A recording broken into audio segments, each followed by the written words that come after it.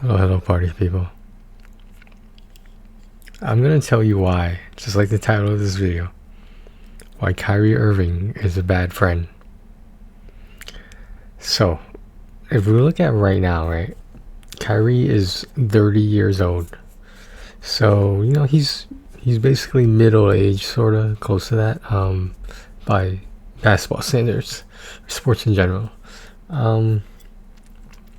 Kevin Durant, however, is 34. At some point his body will deteriorate.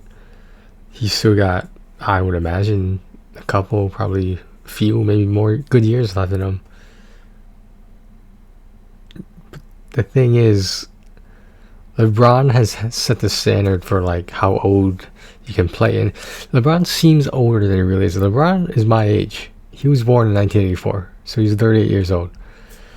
The reason people think LeBron is much older, or at least acts older, or his talent of being in such good shape over the course of these long years, he came straight out of high school.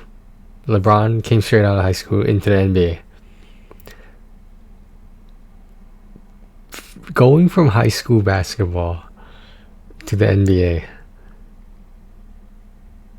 you miss the step with college. I'm getting a little off topic, but let me explain it.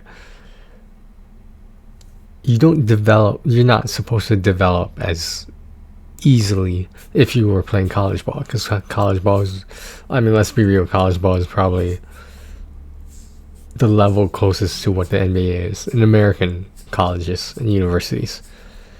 Now, when you play overseas, that's like, yeah, it's professional, yeah, but it's not the NBA. I know it might seem unusual for me to say that as a minority, and we're all fully aware there's plenty of leagues or organizations for basketball in China, for example. There's some in obviously Europe. Everywhere you go, basketball is the fastest growing sport in the entire world. I think it still is. They were saying that a couple years ago, but it's still true, in my opinion. So there was footage of Kyrie Irving and Kevin Durant talking to each other during one of the All-Star games, like in the back, but there's a camera there, so it caught everything. I might not have been able to hear what they were saying, but supposedly at the time it meant nothing. And when they joined the Brooklyn Nets together, apparently it was not just nothing. Apparently it was something. Now, I believe Kyrie had a large influence on getting KD to join him in Brooklyn.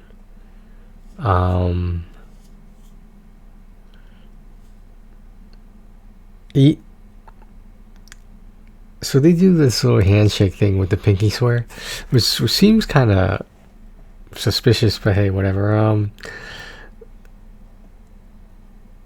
How is Kyrie gonna, I don't want to say he dragged him there, but Kevin Durant could have easily stayed in Golden State and probably win at least 1 or 2 more rings for the entire team.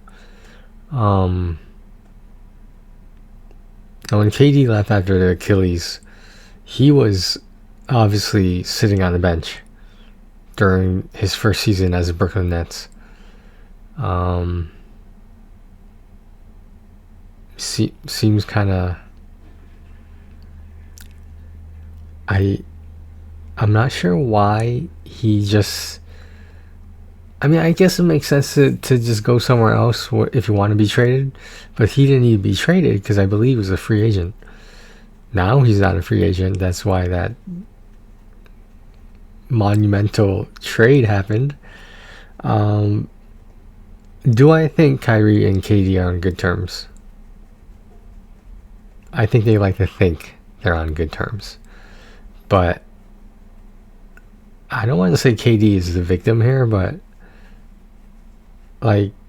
how are you gonna do your friend like that? Like you get him to up and move, you know, and play for a team he's never played for, and then you just bounce too. And when the order of events, I believe, was Kyrie requested a trade first, and then KD requested a trade. I think it was pretty evident that the Brooklyn Nets experiment was not working. Not necessarily stat-wise, a winning record-wise, but a cohesion problem, I think. Now, just because you're friends with someone, that doesn't mean you're going to work well with them at your job. And when Kyrie went to Dallas, keep in mind he's 30 years old, and Luka is probably younger than that, and they have what they need to make a decent run. And I don't think they'll win a championship, but I think they're gonna have a good playoffs. Whatever's going on with the Warriors right now, that's an entirely different video. Their record is so bad. Oh my god. By their standards, of course. So when KD found out about that, I assume, or I presume he somehow found out about it. It would have been nice if Kyrie told him about it. I don't know if he did, but KD ended up going to the team he was originally interested in, or one of them at least. That would be the Phoenix Suns. So he's joining Chris Paul, Devin Booker,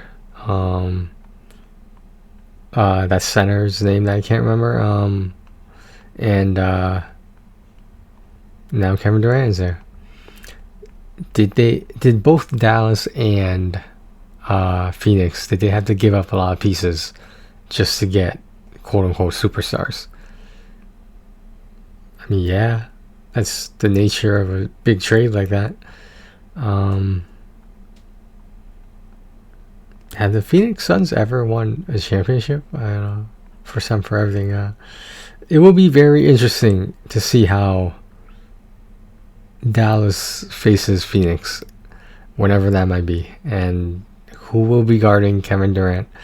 It should not be Kyrie Irving because he's much shorter than KD, but their paths are going to cross at some point, and